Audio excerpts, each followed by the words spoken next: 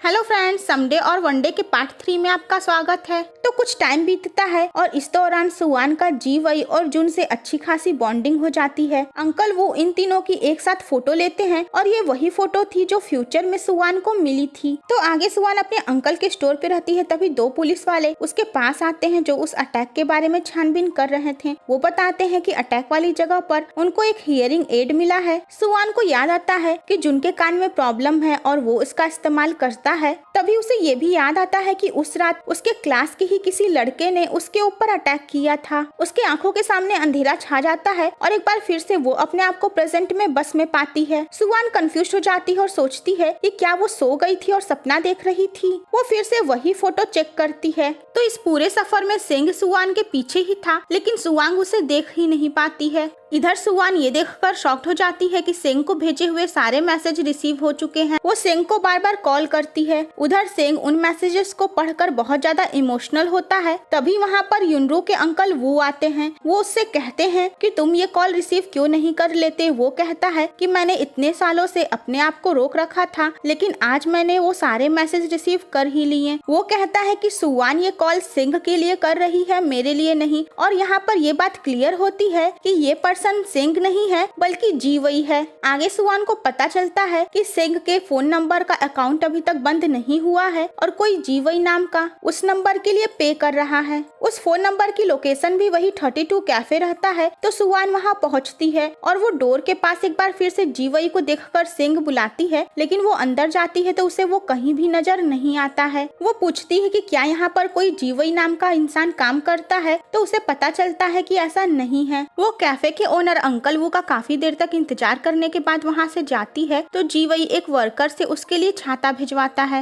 वो वर्कर जी वई से कहता है कि तुम इस लड़की को अवॉइड कर रहे थे और साथ ही उसके लिए इतनी चिंता भी, क्या ये तुम्हारी एक्स गर्लफ्रेंड है? तो जी वई सिर्फ स्माइल करता है। तो सुवान एक साइकाट्रिस्ट से मिलने जाती है जिसका नाम डॉक्टर जी था और वो बिल्कुल युनरू के ही स्कूल में पढ़ने वाले एक स्टूडेंट की तरह दिखता था। वो उसे युनरू वाले सपने के बारे में बताती है तो वो कहता है कि हाँ, ऐसा होता है जब हम कभी सपनों को हकीकत समझ लेते हैं। लेकिन सुवान के जाते ही वो अपनी एक नोटबुक निकालता है जिसमें युनरू के मर्डर का आर्टिकल था और साथ ही युनरू की ढेर सारी तस्वीरें। सुवान अंकल वू से मिलने जाती है और उन्हें भी अपने सपने के बारे में बताती है। तो अंकल वू कहते हैं कि पास्ट में एक बार मेरी भतीजी ने कहा था कि वो युनरू नहीं सुवान है, लेकिन मैंने इस बात पे भरोसा नहीं किया था। वो उसे युनरू की डायरी देते हैं। सुवान उस डायरी में अपना लिखा हुआ नोट देखकर शॉक्ड हो जाती है क्योंकि उसकी हैंड राइटिंग युनरू से बहुत अलग थी। आगे सुवान की बॉस समझाती हैं कि उसे सेंग के डेथ के गम से बाहर निकलना चाहिए। उसके पास संघाई जाने का मौका है एक बार फिर से अपना करियर बनाने के लिए। तो सुवान फाइनली सेंग को गुड बाय करने के लिए सोचती है और वो बहुत दुखी होकर सारा सामान पैक करती है। तभी वो युनरू की डायरी में पढ़कर शॉक्ड हो जाती है कि वो सेंग है।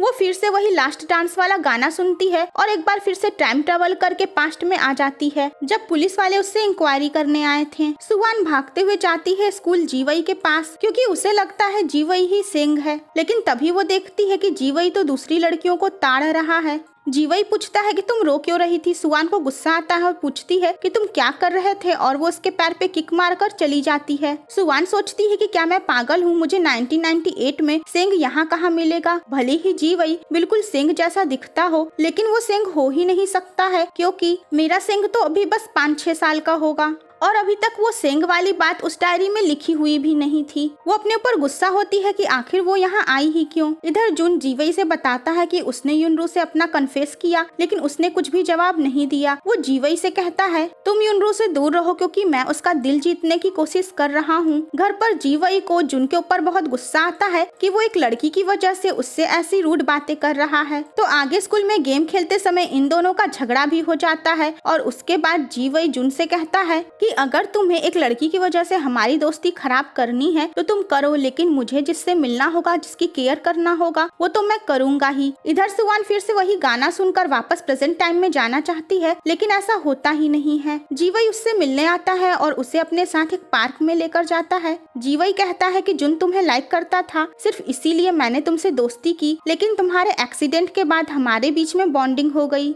हम दोनों ही जुन के बेस्ट फ्रेंड हैं और यही हमारे लिए अच्छा है। लेकिन वो देखता है कि सुवान तो सो गई है तो वो भी लेट जाता है। सुवान याद करती है कि सिंह भी उसे इसी पार्क में ले आया था। जीवई को सुवान के लिए कुछ अजीब सा फील होने लगता है। एक्चुअली वो सुवान को लाइक करने लगता है। वही सुवान सिंह और जीवई के एक जैसे होने की वजह से बहुत परेशान होती है। इधर जून और उसकी ग्रैंड माँ को पुलिस स्टेशन बुलाया जाता है, जहाँ पुलिस उसे बताती है कि जून का हियरिंग एड अटैक वाली जगह पे मिला है, इसलिए वो इस क्राइम का ओनली सस्पेक्ट है। ये सुनते ही जून परेशान हो जाता है। स्कूल में दूसरे लड़के जून को क्रिमिनल बुलाते हैं और कहते हैं तुम पुलिस स्टेशन गए थे। ये सुनकर जीवई शॉक्ड होता है और उनके ऊपर गुस्सा होता है। प्रिंसिपल भी जून से कह देते हैं कि अगर वो क्रिमिनल साबित हुआ तो उसे स्कूल से निकाल दिया जाएगा। ये सुनते ही जीवई भाग कर जाता है सुवान के पास। वो सुवान को लेकर स्कूल आता है। इधर जून लड़कों की गॉसिप को सुनकर रो रहा था। वो रोते हुए सुवान से कहता है कि मैंने तुम्हारे ऊपर अटैक नहीं किया है। सुवान याद करती है कि जून को युनरू की कितनी केयर थी और उसे यकीन रहता है कि जून उसके ऊपर अटैक नहीं किया था। वो जून को लेकर जाती है पुलिस स्टेशन। वो पुलिस को झूठी कहानी सुनाती है कि बर्थडे वाली रात जून का हियरिंग एड गिर गया था और मैंने उठा लिया था उसे बाद में देने के लिए, और अटैक के समय वो मेरे पास से ही गिरा था। और इस तरीके से जून का नाम क्लियर हो जाता है।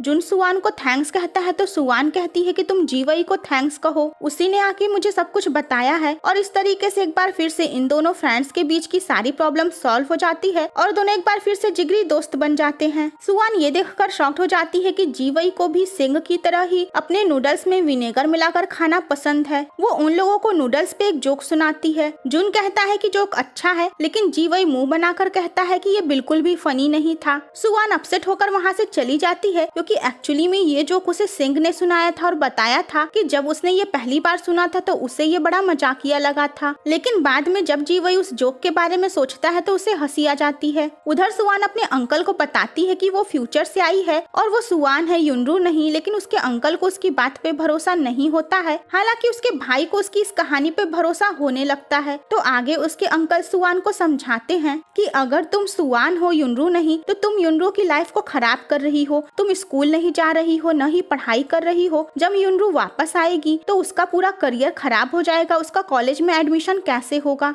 एक्चुअली उसके अंकल को अभी भी उसकी बात पे भरोसा नहीं था। वो बस सिचुएशन संभालने की कोशिश करते हैं। तो बस अगले दिन सुवान पहुंच जाती है स्कूल और मैथ टेस्ट रहता है। तो पढ़ाई का उससे दूर दूर तक कोई नाता नहीं था इतने सालों से, तो वो एक भी प्रॉब्लम सॉल्व कर ही नहीं पाती है और बस गेसेस करती है। सुवान को याद आता है कि प्रेजेंट में अंकल वू ने बताया था कि युनरू का मर्डर न्यू ईयर वाली शाम को हुआ था और अभी नवंबर का महीना चल रहा है, यानी कुछ ही महीने में उसकी डेथ होने वाली है। वो सोचती है कि अगर मैं यहाँ से अपने टाइम में वापस नहीं गई तो मैं भी मारी जाऊंगी। लेकिन साथ ही वो उस अटैकर को पकड़कर युनरू को बचाना भी चाहती है। तो सुवान की पर्सनालिटी युनरू से बहुत अलग थी, इसीलिए वो स्कूल में पॉपुलर होने लगती है। वो स्पोर्ट्स में काफी अच्छी थी और वो ढेर सारी फ्रेंड्स भी बना लेती है। उसके बाकी क्लासमेट्स भी ये कहने लगते हैं कि युनरू तो बिल्कुल बदल गई है, वो बहुत ही अट्रैक्टिव है। तो जीवई का सुवान में इंटरेस्ट देखकर एक लड़की रू को अच्छा नहीं लगता है क्योंकि वो जीवई को लाइक करती है। सुवान जून और जीवई को अपना प्लान बताती है कि अटैकर भी कोई स्टूडेंट ही है, तो वो चाहती है कि अटैकर फिर से उसकी तरफ ध्यान दे और उसके ऊपर दोबारा अटैक करे ताकि वो उसको पकड़ ले, क्योंकि सुवान को ये यकीन था कि उसी अटैकर ने आगे युनरू का मर्डर किया होगा। फिर ये दिखाया जाता है कि डॉक्टर जी का हमशक्ल स्टूडेंट जिसका नाम जोंग था, वो युनरू को अजीब ढंग से देखता है और उसे एक अजीब सा फ्लैशबैक आता है जिसमें युनरू कह रही थी कि मुझे पता है तुम मुझे चाहते हो, तुम मुझे मार डालो। तो फ्रेंड्स, इसका नेक्स्ट पार्ट देखना मत भूलिएगा।